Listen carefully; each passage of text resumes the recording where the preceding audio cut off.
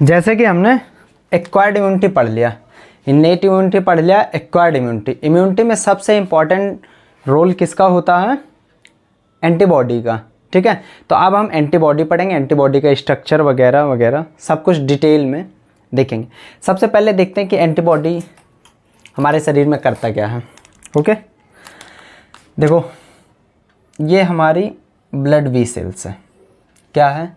Blood B cells. इसमें flow हो रहा ब्लड, इसमें जो है ब्लड फ्लो हो रहा। कहीं से जो है कट लग गया, कहीं कट लग गया, सुई चुभ गई या कुछ भी हो गया, तो बैक्टीरिया का होगा इस बी सेल्स में इंटर हो गया, किसी इन्फेक्शन के थ्रू बैक्टीरिया इसमें इंटर कर गया। बैक्टीरिया जो होते हैं, जो सेल्स हैं, वो इसमें इंटर हो गए। ओके, अब बैक्टीरिया, हालांकि हर सेल में एंटीजन होते हैं, हमारी बॉडी में भी जो सेल होती हैं उनमें भी एंटीजन होते हैं। ये होते हैं तुम्हारे बैक्टीरिया के एंटीजन। ये तुम्हारे जो है बैक्टीरिया के एंटीजन हो गए। ओके, ये जो एंटीजन हैं इनको जो है जो WBC हैं, हमारी जो इम्यून सिस्टम को इंक्रीज करते हैं, WBC, तो ये एंटीजन को पहचान जाती हैं।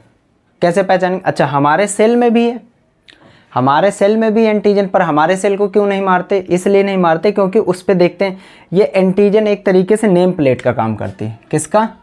नेम प्लेट का। Okay,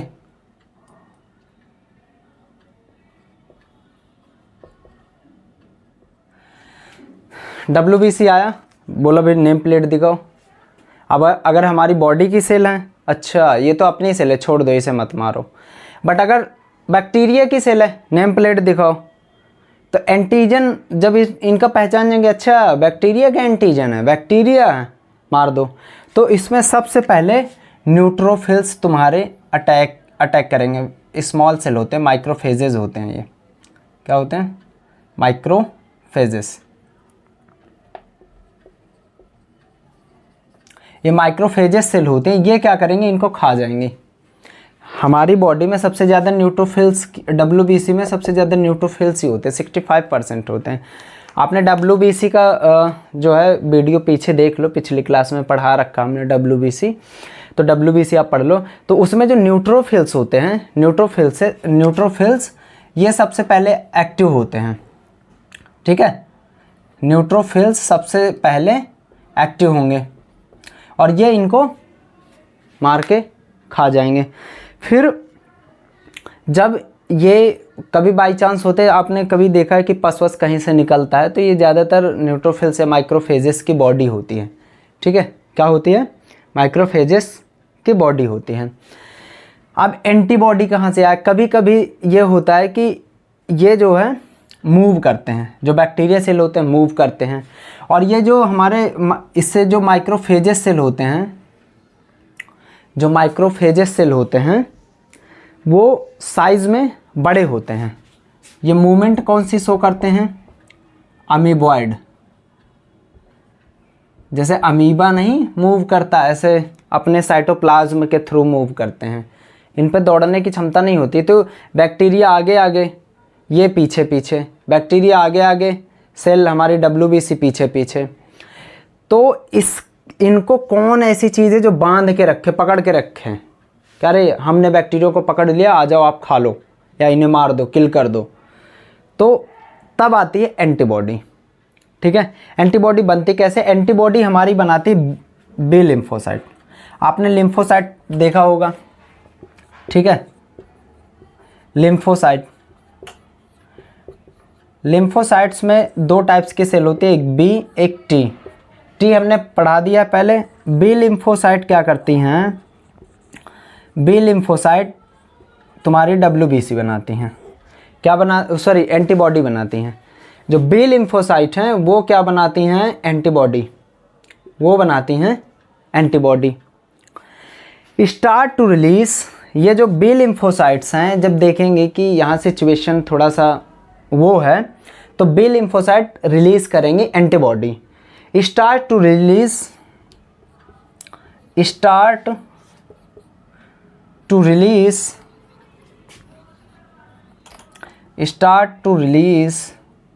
small molecule, small molecule, small proteinaceous molecule, sorry proteinaceous molecule called antibody.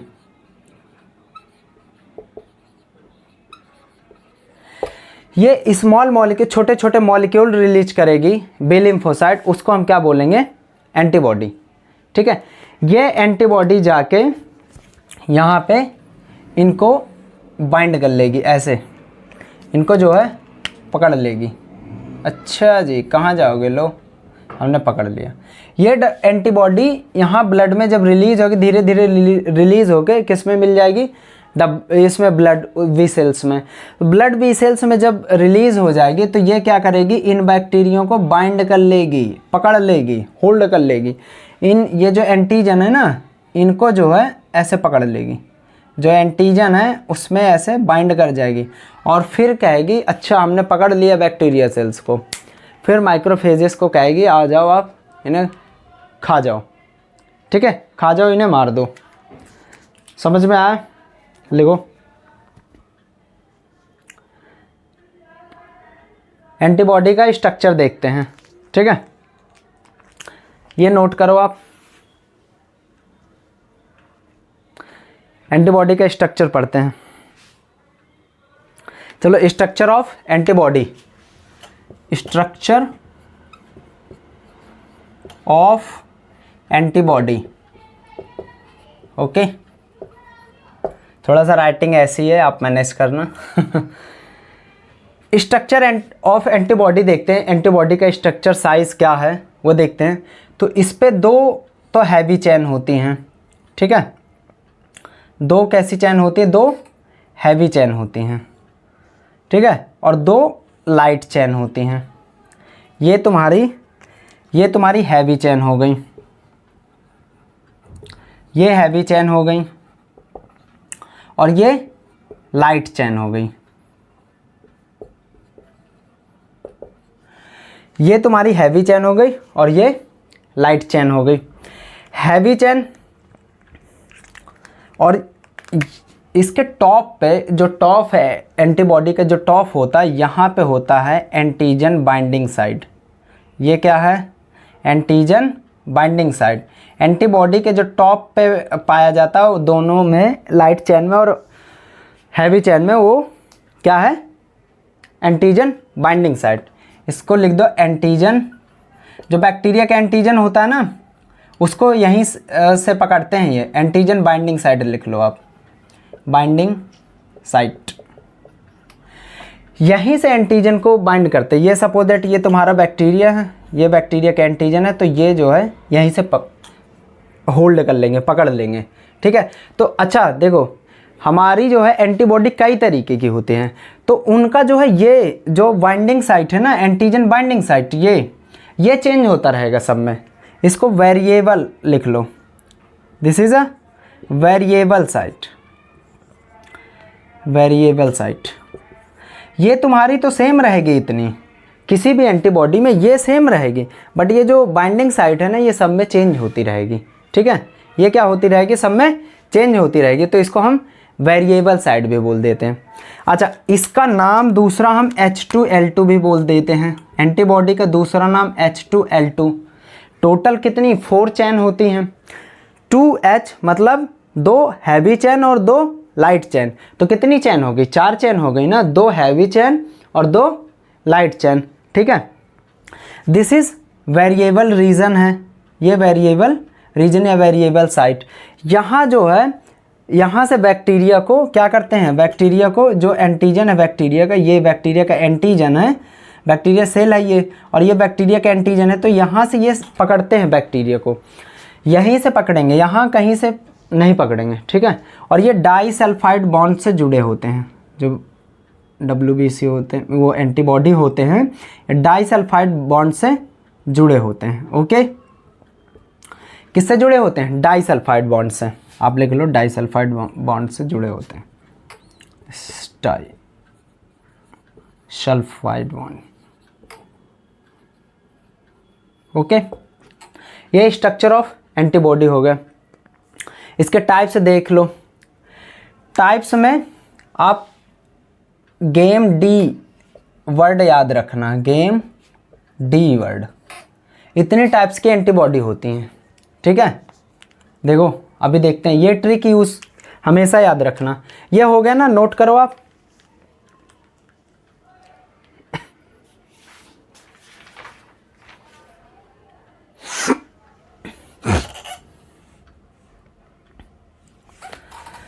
चलो टाइप्स ऑफ एंटीबॉडी देख लो आप। 5 टाइप्स की होती है antibody. IgG, IgA, IgM, IgE और IgD। इतनी मोस्ट कॉमन एंटीबॉडी होती हैं। IgG हमने आपको बताया कि हमें प्लेसेंटा से मिलती है। कहाँ से मिलती है? प्लेसेंटा से। This is most abundant, most abundant. जब बेबी जो है मदर के वूम में होता है तो प्लेसेंटा के थ्रू IgG एंटीबॉडी मिलती है, abundant. IgA antibody mother colostrum में होती है। आपने कोलेस्ट्रम मिल्क बताया ना आपको, कोलेस्ट्रम कब होता है?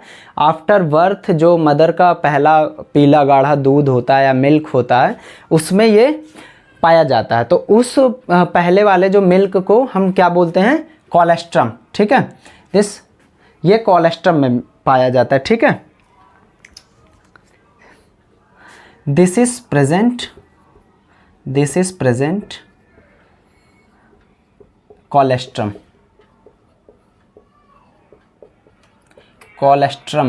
ये मिल्क है, जो है कोलेस्ट्रम जो milk. This is a most abundant. IgG क्या है? बहुत इंपॉर्टेंट है। ये क्रॉस प्लेसेंटा, ये जो है प्लेसेंटा क्रॉस करके बच्चों में आता है। IgM antibody, this is a largest antibody,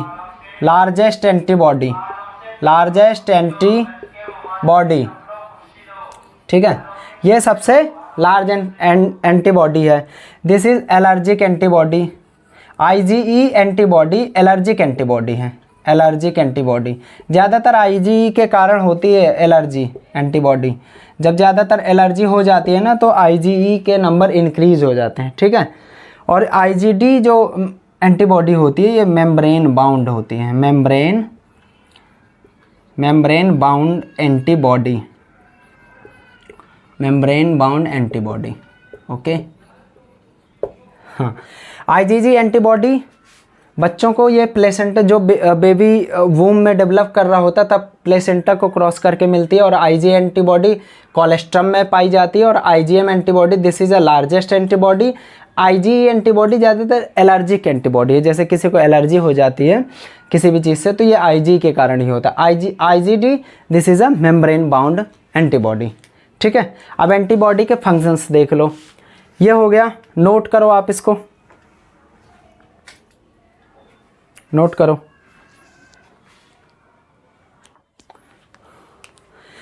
function of antibody, ये क्या करेंगे? एग्लूटिनेशन कराएंगे। एग्लूटिनेशन में क्लम्पिंग ऑफ बैक्टीरिया को क्या करेंगे? एग्लूटिनेशन में क्लम्पिंग ऑफ बैक्टीरिया, ठीक है। वो जो क्लम्पिंग होती है ना वो किसके कारण होती है? एंटीबॉडी के कारण। ऑप्सोनाइजेशन में क्या करेंगे? Marking of bacteria for phagocytes. जो फैगोसाइट्स सेल हैं तुम्हारी, उनको क्या करेंगे? मार्किंग करेंगे, ठीक है।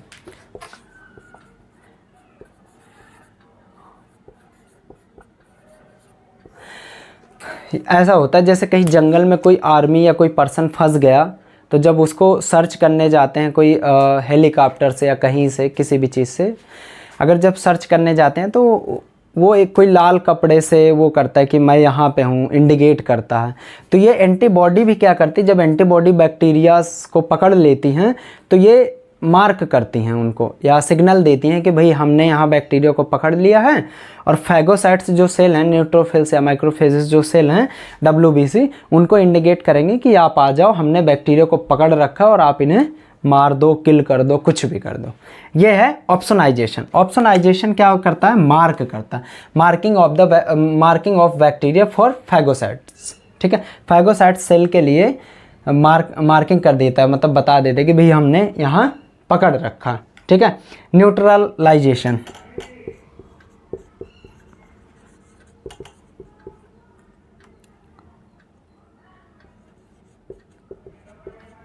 न्यूट्रलाइजेशन ऐसा है, हमारे जो बैक्टीरिया होते हैं ना, बहुत सारे टॉक्सिन्स रिलीज़ करते हैं।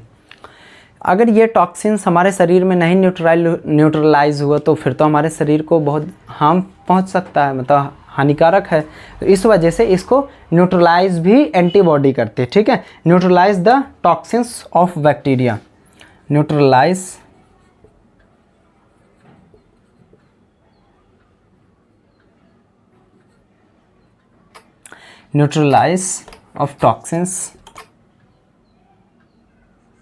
of toxins for bacteria।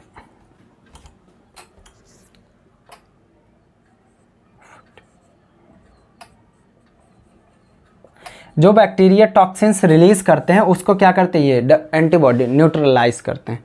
ठीक है, न्यूट्रलाइज द टॉक्सिन्स, यहाँ पे द आएगा, the toxins of bacteria. Okay, ये समझ में आया। फंक्शंस ऑफ एंटीबॉडी, एग्लूटिनेशन करवाता है, ऑप्सोनाइजेशन मार्किंग करता है कि बैक्टीरिया यहाँ पे है, जब उसे होल्ड कर लेते हैं, और न्यूट्रलाइजेशन। एंटीबॉडी समझ में आया आपको? इजी, बिल्कुल इजी लैंग्वेज में। आप इसे ज़्यादा से ज़्यादा शेयर करो, लाइक करो, जो भी है सब कर दो, भेज दो सबको। ठीक है, ओके, नोट कर लो आप। मिलते हैं नेक्स्ट क्लास में।